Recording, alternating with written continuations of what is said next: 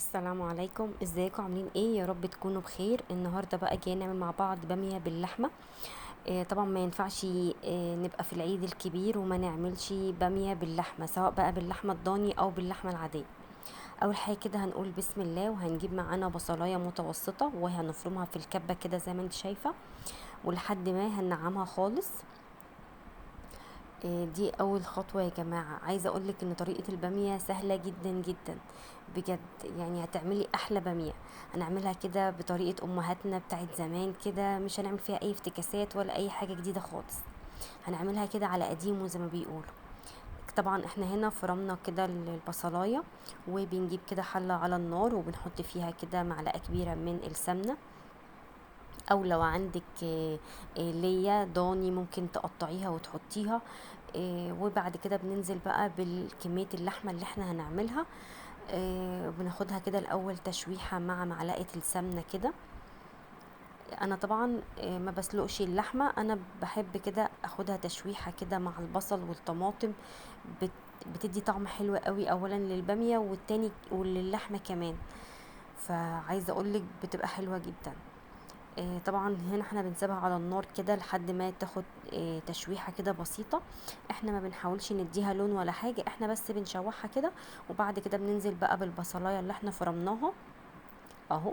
صلوا على النبي يا جماعة عليه افضل الصلاة والسلام. وطبعا فضلا وليس امرا ان الاشتراك في القناة وتفعيل الجرس عشان يوصلكوا كل جديد. وطبعا هنا بقى بننزل بمعلقة من الثوم المفروم، معلقة كبيرة كده، لان البامية يعني بتبقى حلوة جدا بالثوم، يعني روحها الثوم. فبتحطي معلقة حلوة كده من الثوم، وبعد كده بقى بننزل عليها ب صلصة الطماطم. طبعا انا هنا الصلصة دي انا مفرزاها في الفريزر طبعا. فبطلعها طبعا الكمية اللي انا اللي انت شفتيها دي، انا فضيت كيس كده من اللي انا ببقى مخزناه عليها، لان هي بتحب الطماطم الكتير كمان. انا لسه كمان هحط لها صلصة عادية، وهحط لها بابريكا كمان عشان تبقى حمرة كده وحلوة، لان البامية حاجتين اتنين بيدوها طعم حلو قوي، الطماطم والثوم. دول اكتر حاجة بتظبط معاكي في البامية قوي. طبعا هنا انا كنت بقى حطيتها كده وسبتهم بقى على النار كده ياخدوا تسبيكة كده خفيفة. زي ما انت شايفة كده بننزل بقى عليهم بنص معلقة من الملح، ونص معلقة صغيرة من السكر. عايزة اقولك علشان ما تبقاش حامية، بنحط لها كده شوية من السكر علشان تدي تسكيرة حلوة كده للبامية، وفي نفس الوقت ما تبقاش حامية كمان عشان الحر. وطبعا نص معلقه صغيره من الفلفل الاسود. وطبعا هنا الباميه انا ببقى طبعا حطاها في الفريزر، لان انا كنت طبعا جايباها من فتره وغسلاها كويس جدا، وبتقمعيها وبتغسليها كويس جدا، وانا بحطها خضرة زي ما هي كده في الفريزر. هنا بقى طبعا انا بجيبها من الفريزر على طول، بحطها على التسبيكه، على الدمعه بتاعتها كده، وبنزل عليها بالميه، ما بسيبهاش لحد ما بتفك. عشان تفضل خضرة وتفضل كده بنفس لونها. وتبقى حلوة ما تبقاش دبلانة.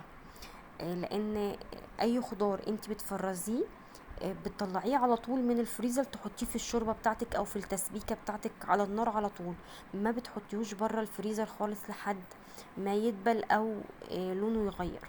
فهنا خلاص كده احنا كنا زودناها ميه. هننزل بقى عليها بالبهارات، بنحط بقى معلقه صغيره من البابريكا، ومكعب من المرق، وشويه من السبع بهارات. وبنقلبهم بقى مع بعض كده، وبنسيبها بقى طبعا على النار لحد بقى ما تستوي براحتها كده. طبعا انا هنا كنت بوريها لك بقى كده كانت بتغلي، طبعا هي كده ما استوتش لسه، هي دلوقتي كده في مرحلة التسوية زي ما انت شايفة.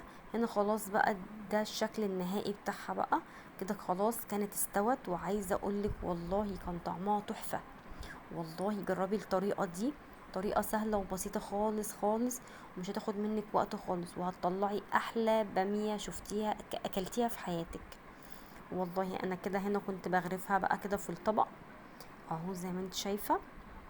بصي جميلة، والتسبيكة بتاعتها عايزة اقولك تقيلة وحلوة جدا، ومش حامية خالص يا جماعة. نص معلقة السكر اللي احنا حطيناها في الاول دي بتخليها ما بتبقاش حامية عليكي خالص، بالذات ان احنا في الصيف كمان.